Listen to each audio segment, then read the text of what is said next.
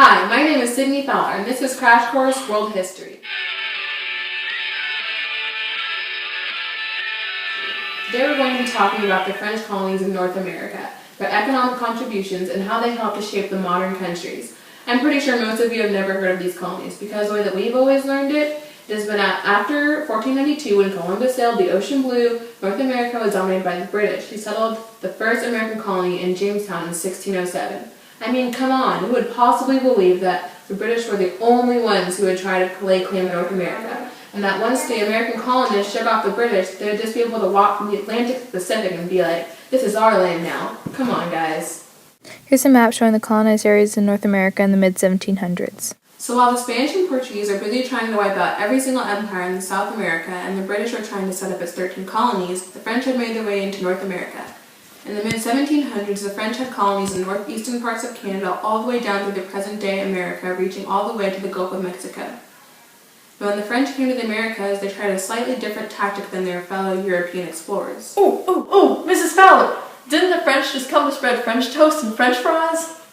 Not at all new from the past. You see, unlike the Spanish and Portuguese, they did not go with the intention of destroying and plundering mighty empires. And unlike the British, they did not arrive to have a nice little Thanksgiving party with the natives and then soon after take all their land and food and kill them and their families. But no, the French came in with different intentions. And now, let's go to the thought bubble. 1634, French explorer Jean Nicolet sailed to Green Bay with his crew, hoping to establish trade with the Native Americans, or Indians, as the Europeans called them. After the French explorers arrived and met the Winnebago people, the French, reaching out hoping to shake hands, were given tobacco after some clear miscommunication. Then the French gave an axe, hoping to teach the Indians how to chop a tree down, but the Indians were afraid to do so, thinking the axe to be holy. Aww. Much confusion occurred as the French and Indians made unsuccessful attempts at communicating. An instance of miscommunication was when a Frenchman, having seen an Indian smoking tobacco, poured water on the old man, not knowing anything about smoking. Fortunately, over time, the two groups became accustomed to one another after finding a way to communicate through various signs. The French successfully established trade, exchanging European goods such as axes, while the Indians traded fur and things of that nature. French came to North America with the intentions to trade with the natives, exchanging furs, sugar, cotton, and tobacco. The French eventually founded New France and divided it into 5 colonies: Canada, Acadia, Newfoundland, Hudson Bay, and Louisiana, each with their own administration. Additionally, the most profitable French settlement was the western third of island Hispaniola, named Saint-Domingue, which quickly became the most prosperous French colony in the New World, with its growing population and exports of sugar and smaller amounts of coffee, indigo, cacao, and cotton. By 1780, nearly 2/3 of France's foreign investment was centered around Saint-Domingue. Hey everyone, I know I'm not the Sydney Fowler you've come to know and expect, but I'm Rachel Martinez, and let's go ahead and talk a little bit more about Haiti while Sydney Fowler uses the ladies' room. An agricultural economy based on slave labor grew sugarcane, coffee, the dye, indigo, cotton, tobacco, and many exotic spices, which were in high demand in Europe and Asia. The planters produced goods, but were prohibited from processing the crops in the colony itself. Thus, all the goods were shipped to France and processed there. From the processing plants, French merchants were spread out to the whole of Europe and near Asia, creating a booming economy for France. Another huge portion of this economy was the slave trade itself. The French colonial slave system was particularly brutal, worse than virtually any other place in the Western world. Slaves were routinely treated with great brutality and inhumanity. However, the French foolishly, for their own safety, allowed the number of slaves to grow without any concern. And within 100 years of colonial rule, the ratio had arrived to a very, very dangerous 10-to-1 of slave to free population. In 1791, there was approximately 500,000 slaves and about 50,000 free people.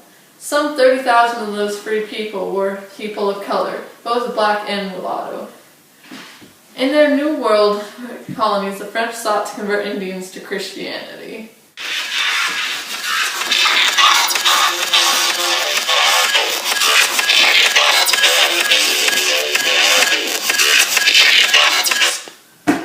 But seriously, the French Catholic Church, with after Chaplin's death was the most dominant force in New France, wanted to establish a utopian Christian community in the colony. In 1642, they sponsored a group of settlers led by Paul Chomedey de Massillon. Come on, Jesse, what is this? How am I supposed to say this? Hey, what are you doing in here? This is my set. Nothing. You need to leave me from the past. Get away. Amateurs. Anyway, where were we? Can't work in this town. He founded Ville Marie, precursor to the present-day Montreal, further up the St. Lawrence. Throughout the 1640s, Jesuit missionaries penetrated the Great Lakes region and converted many of the Huron natives to Christianity, of course. The missionaries came into conflict with Iroquois, who frequently attacked Montreal. Man, those Iroquois. In 1648, Father Paul Rogneau set on the state of Christianity in the colonies. The number of those who received holy baptism within a year is about 1,800 persons, without including therein a multitude of people who were baptized by Father Antoine Daniel on the day of the capture of St. Joseph. Of those we have been as little able to keep account as of those whom Father Jean de Berbouf and Father Gabriel Lallement baptized at the capture of the villages and the mission of St. Ignace, as well shall relate hereafter. It is enough for us that heaven has kept good account of them, since truly speaking, these baptisms have been served only to enrich the Church triumphant.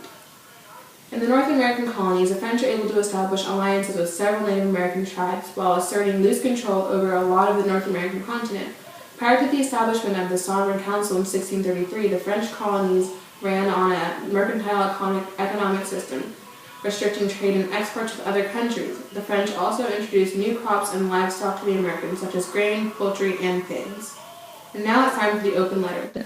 But first, let's see what's in the secret compartment. Canadian bacon! And now, an open letter to Canadian bacon.